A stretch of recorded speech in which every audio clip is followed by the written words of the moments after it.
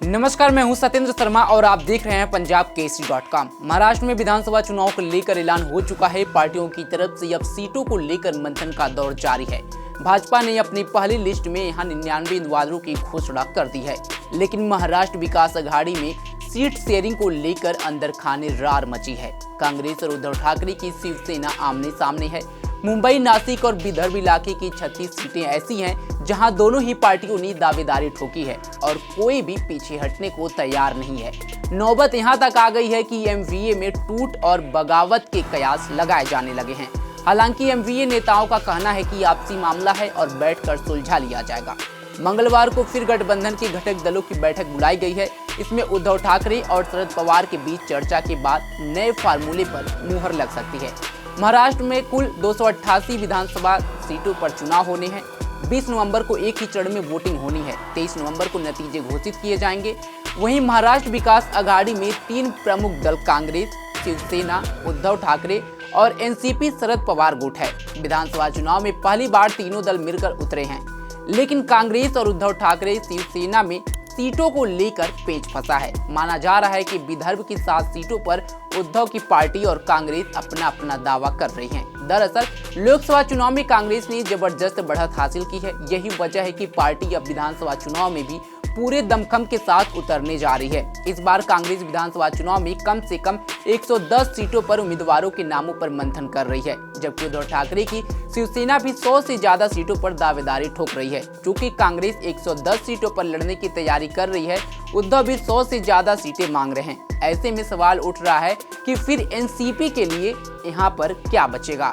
वो कितनी सीटों पर चुनाव में उम्मीदवार उतार पाएगी, क्योंकि कुछ सीटों छोटे सहयोगी दलों को भी देनी होगी।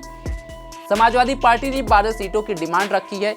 खुद सपा अध्यक्ष अखिलेश यादव ने इंडिया ब्लॉक को प्रस्ताव भेजा है। इसके अलावा मुंबई की जिन सीटों पर पेच फंसा है, वहां अब तक कांग्रेस शिवसेना की फाइट रही है। इन सीटों पर दोनों दलों की दावेदारी है। इसी तरह उद्धव ठाकरे विदर्भ की सीटें भी मांग रहे हैं, जहां कांग्रेस बीजेपी की फाइट रही है। उद्धव की पार्टी का आधार भी इन सीटों पर नहीं है। हालांकि उद्धव की पार्टी का तर्क है कि विदर्भ की कुछ सीटों पर पिछले कुछ चुनाव में कांग्रेस लगातार बीजेपी से हारती आई है। वहीं कांग्रेस का कहना है कि विदर्भ उसका गढ़ रहा है, आज वो फिर मजबूत हो चुकी है। जानकारों का कहना है कि सारी लड़ाई ज्यादा से ज्यादा सीटों पर लड़ने की है, जिससे ये संदेश जाए कि गठबंधन में बड़ा भाई हम ही हैं। जबकि एक फैक्ट यह है कि एनसीपी और कांग्रेस गठबंधन के पुराने सहयोगी रहे हैं। इस अलायंस में कांग्रेस हमेशा बड़े भाई की भूमिका में रही है, लेकिन जब एमवीए की सरकार बनी तो शिवसेना सबसे बड़ी पार्टी थी। इसी को आधार बनाकर उद्धव पहले मुख्यमंत्री बने और अब विधानसभा चुनाव में बड़े भाई की भूमिका निभाना चाहते हैं। महाराष्ट्र में कांग्रेस प्रभारी रमेश चन्नीथला ने बताया कि एमवीए घटक दलों की मंगलवार दोपहर 3 बजे मुंबई में बैठक होगी। इसमें सीट बंटवारे पर अंतिम मोहर लग जाएगी। इससे पहले दिल्ली में कांग्रेस की केंद्रीय चुनाव समिति ने महाराष्ट्र की 63 सीटों पर उम्मीदवारों के नामों पर चर्चा की है। इन नामों की घोषणा करना अभी बाकी है। चन्नीथला ने बताया कि सीट बंटवारे पर सहमति की मुहर लगने के बाद 25 अक्टूबर को सीईसी की एक और बैठक बुलाई जाएगी। इससे पहले सीट बंटवारे को लेकर कांग्रेस के प्रदेश प्रभारी चन्नीथला ने शनिवार को पूर्व मुख्यमंत्री उद्धव ठाकरे और एनसीपी प्रमुख शरद पवार से मुलाकात की थी। महाराष्ट्र कांग्रेस के अध्यक्ष नाना पटोले ने कहा कि हमने 96 सीटों के लिए स्क्रीनिंग प्रक्रिया शुरू कर ली है। उन सीटों पर आज चर्चा हुई। 25 अक्टूबर को स्क्रीनिंग कमेटी की बैठक होगी और उसी दिन सीईसी की बैठक होगी और सब कुछ फाइनल हो जाएगा। कल बाला साहब थोराट उद्धव जी और शरद पवार जी से बात करेंगे। पटोले ने आगे कहा कि हम कल शरद पवार उद्धव ठाकरे से बात करेंगे।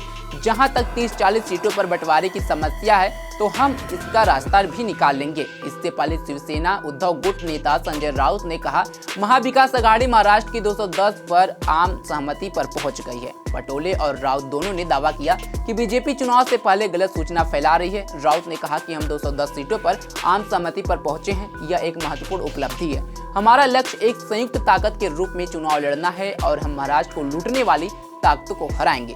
राउत का कहना था कि 10-20 सीटों को लेकर ही पेच फंसा है, बाकी सीटों को लेकर सहमति पूरी तरह से बन गई है।